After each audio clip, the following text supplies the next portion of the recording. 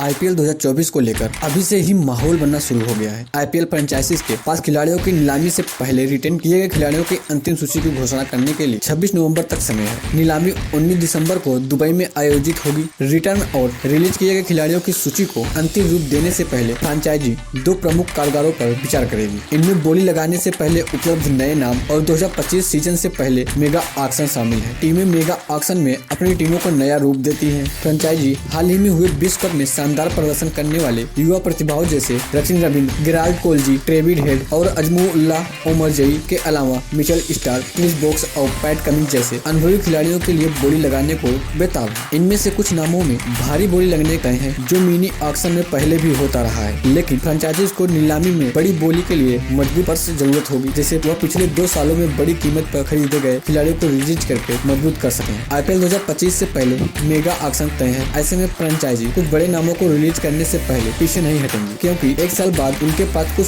बड़े खिलाड़ियों को सस्ते में खरीदने का विकल्प होगा, जबकि उनके पास एक मजबूत पर्स उपलब्ध होगा। इस ऑक्शन के लिए हर टीम को 5 करोड़ रुपए अतिरिक्त मिलेंगे। हालांकि रिलीज किए गए खिलाड़ियों के दम पर ही टीमों के पास पर्स और उसमें बची राशि मजबूत होगी। जैसे कि पंजाब किंग्स ने सैम करन को 18.5 करोड़ रुपए में खरीदा था। अगर टीम उन्हें रिलीज करती है तो 18.5 करोड़ रुपए पर्स में जुड़ जाएंगे और इस राशि से टीम अन्य खिलाड़ी को खरीद सकती है, चाहे इतने में उन्हें 1 खिलाड़ी मिले या 2 या 3। हालांकि एक स्क्वाड में अधिकतम 25 खिलाड़ी ही हो सके। उम्मीद है कि अगले साल मेगा ऑक्शन होने की वजह से इस साल टीमें ज्यादा खिलाड़ियों को रिलीज नहीं करेंगी। आइए जानते हैं कि कौन से खिलाड़ी किस फ्रेंचाइजी खिलाड़ी को रिलीज कर सकते। पिछली नीलामी में पंजाब किंग्स ने 5 प्रतिद्वंदियों के पीछे छोड़ सैम करन को 18.5 करोड़ रुपए में खरीदा। इस तरह इंग्लैंड का यह ऑलराउंडर आईपीएल में सबसे महंगा खिलाड़ी बन गया था। इंग्लैंड के T20 2022 विश्व कप के अभियान में टूर्नामेंट के सर्वश्रेष्ठ खिलाड़ी चुने गए करन की मांग काफी ज्यादा थी। सबसे पहले बल्लेबाजी करने की क्षमता, स्पिन खिलाफ उनकी पावर हिटिंग, नेतृत्व कौशल और निश्चित रूप से उनकी बाएं हाथ के तेज गेंदबाजी इतने महंगे बिकने के पीछे कारण रहे हैं। हालांकि आईपीएल 2023 में उनका प्रदर्शन खराब रहा है। करन ने तब 14 मैचों में लगभग 49 की औसत से 10 से अधिक के इकोनॉमिक रेट से सिर्फ 10 विकेट लिए।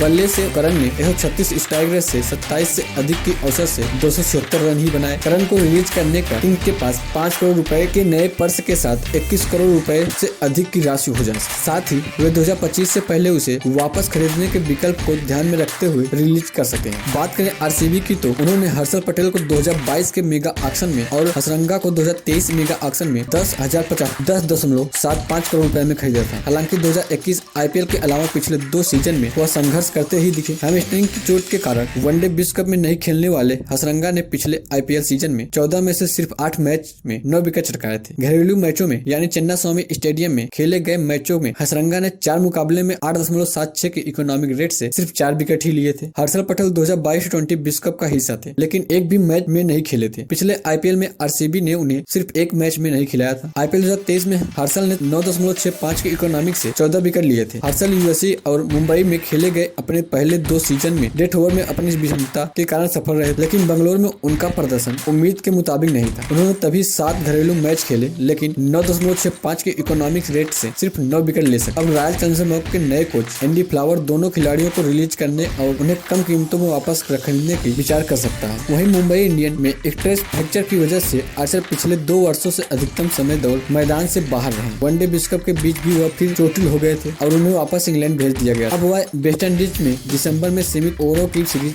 से बाहर हो गए और उनकी वापसी को लेकर कोई निश्चित समय नहीं मिला। मुंबई ने 2022 मेगा नीलामी में आर्चर को चुनकर सभी को चौंका दिया था। पिछले सत्र में पूरी तरह से अनुपस्थित रहने के बाद आर्चर ने 2023 सत्र में वापसी की और उम्मीद के लिए सिर्फ 4 मैच खेले। अब उन्हें रिलीज करने पर विचार किया जा रहा है। वहीं दिल्ली कैपिटल्स एक अन्य खिलाड़ी जो लंबे समय से चोटों से जूझ रहे हैं, वह दक्षिण अफ्रीका के तेज गेंदबाज एनेलिक नार्जे हैं। उन्हें 2022 में कैपिटल ने 6.5 करोड़ रुपए में रिटर्न किया था। 150 किलोमीटर प्रति घंटे की रफ्तार से रेत फेंकने की क्षमता नार्जे इस साल की शुरुआत में ग्रेन की चोट से उभरकर 2023 सत्र में कैपिटल के लिए 10 मैच खेले। हालांकि बाद में वह निजी कारणों से स्वदेश लौट गए थे। उन्हें अमेरिका में मेजर लीग क्रिकेट के उद्घाटन सत्र के दौरान चोट लगी और विश्व कप से बाहर हो गए। नार्जे का दक्षिण अफ्रीका T20 लीग में खेलना संदिग्ध है। साथ ही क्रिकेट साउथ अफ्रीका की ओर से अभी तक एक बार भी उनका जानकारी नहीं दी गई कि यह तेज गेंदबाज कब वापसी करेगा। वहीं चेन्नई सुपर किंग की तरफ से 2024 सीजन से बाहर होने का फैसला करके स्टोक ने सुपर किंग को एक आसान फैसला लेने पर मार्ग प्रस्त किया है। सीएसके ने 2023 की नीलामी के स्टोक में 16.25 करोड़ रुपए में खरीदा, जिससे वह अब तक के सबसे महंगे बिकने वाले खिलाड़ियों में से एक बन गए। 2025 मेगा ऑक्शन को देखते हुए अगर सीएसके स्टोक्स को रिलीज नहीं करती है तो इस फ्रेंचाइजीज को इनका अंजाम भुगतना पड़ सकता है। अगर वह स्टोक्स को रिलीज नहीं करते हैं तो सुपर किंग के पास आगामी नीलामी के